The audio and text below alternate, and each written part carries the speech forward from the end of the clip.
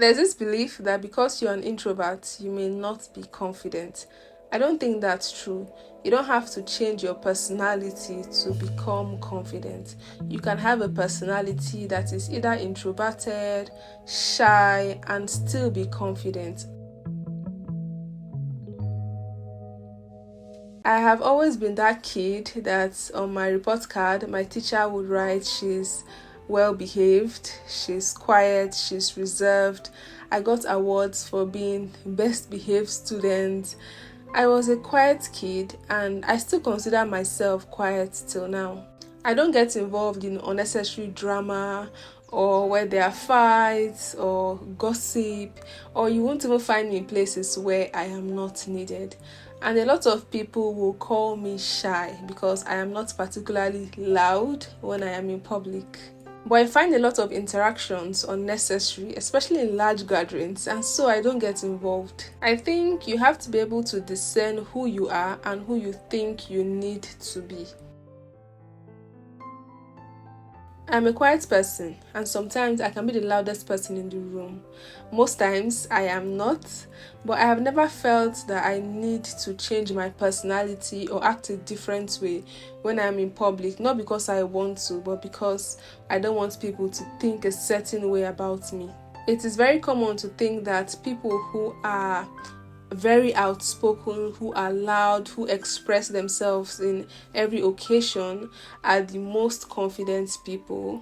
Confidence comes from a Latin word, fidere, which means to trust. I don't know if I pronounced that correctly, but it just means having certainty about something. But in this situation, being certain about yourself or being able to trust yourself in any situation. Although I am an introvert, I have never turned down any opportunity that would improve myself, improve my skills, or take me to another level because I am not confident. Being confident does not come naturally to everyone, and so you have to practice it. I know you might be afraid to do that presentation or to give out your opinion and being the only one with an opinion in a certain place, but you have to do it afraid.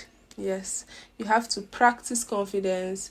Even if you're scared, you still have to do it. There's no growth in your comfort zone. You have to be able to risk it. You have to be able to risk not being liked. You have to be able to risk being embarrassed. Most times I just ask myself, what's the worst that could happen? If you stand up here and speak your mind, what is the worst that could happen? People may laugh at you, people will talk, people will criticize, but honestly, they will forget about it. That's something that I have learned. People will talk, but they will forget about it. So that is not enough reason for me not to speak up or not to do what I know that I really want to do. I realized that I was least confident in situations where I was not knowledgeable about. This took me a while to learn, but after a while, I realized that if I did not have enough information about a certain topic, I may not be able to speak out or give my opinion. So what did I do? I decided to study more, to research more, and to know about a wide variety of topics so that I'll be able to give an intelligent opinion anywhere that I am in. And this was a game changer for me because even in my workplace, I realized that most times when I'm feeling down, discouraged about going to work, feeling not good enough, was usually because I did not know what was happening, I didn't understand what was going on at work, or I didn't understand certain cases or diseases I was seeing.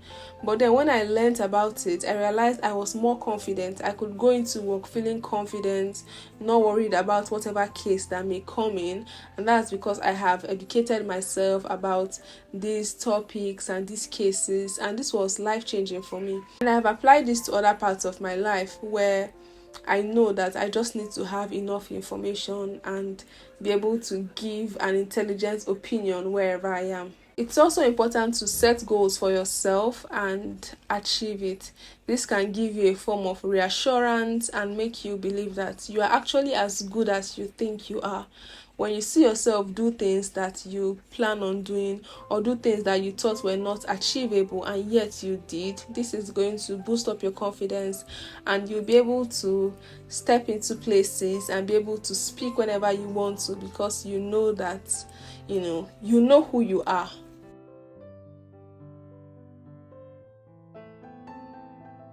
The way you feel about yourself is so important, as this can boost your confidence. So it is important that you dress in a way that you're comfortable, a way that you can walk into any office, into any building, and you will be respected. You need to wear comfortable shoes so you can have a proper gait, have a good posture. You also need to look good. If your hair is not, well done, or your makeup is not good enough, if you don't feel good about yourself, you will begin to think about what other people feel about you, because you know that you are not at your best. So it's important that you look good and you feel good. I would say you have to feel good about yourself, either physically or intellectually, but preferably both, because there are some people that can look so haggard, but yet they are so intelligent that when they get up to speak, everybody listens, because they know whatever comes out of this person's mouth is important and is needed.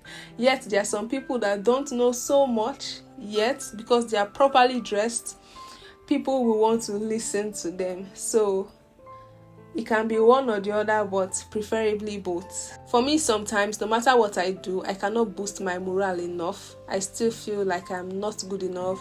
Even when I say good things about myself, I try to make myself feel better, I still feel like I am not good enough. So what I do is I go back to God's word. I know what God has said about me, and I rely on what He has said about me. It doesn't matter if I am feeling good, if I am not feeling confident. I remind myself that in my weakness, He's made strong. So it's not about what I'm thinking about myself. I cannot do it on my own, but with God, I am who He says I am, and this just takes my confidence to another level, irrespective of how I'm feeling, because I know that at this point it is not by my power, not by my might. I have had moments in my life where I have had to practice confidence. For example, I am supposed to give a presentation at work or in a social gathering, and I don't run away from it. As long as the responsibility is given to me, even if I am scared, even if I am afraid, I still do it. I still take up the responsibility, and I put in the work to ensure that I give the best presentation. Or maybe I am told to, dance, come out in public and dance. I do it.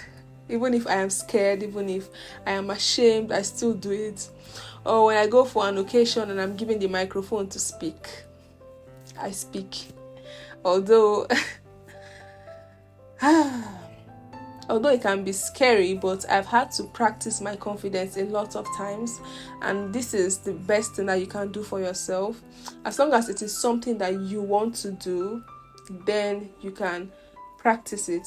If you're someone that when you're in the public place, you feel like you want to interact more, this is what you want to do, then you have to actively interact with people. You cannot just say, oh, I am shy, I am introverted, I'm just going to stay at home, when you desire to interact with people. So you have to do it afraid. Unfortunately, there's no magic weapon. You have to be confident by being confident. So that is the only way that you can do it.